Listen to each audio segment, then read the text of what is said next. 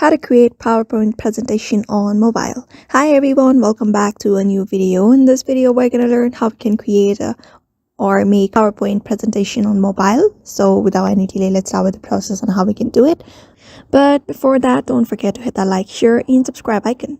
So in order to create the PowerPoint presentation on your mobile, you need to have the PowerPoint application downloaded on your device. You may just go to Google Play Store. It is easily available there.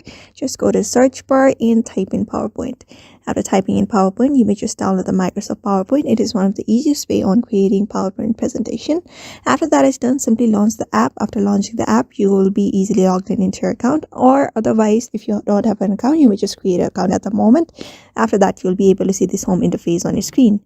So in order to create a new presentation, you just need to tap on the plus icon, and here you may just choose the template or either choose the blank one. I'm just going to choose this blank presentation for now.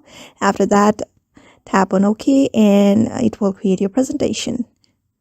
And get started. Got it. Just set everything up. After that, tap on next and your presentation will be started creating. And here you go. You may just choose the particular designs that you want, and you may just edit it accordingly. You can see how many slides you want.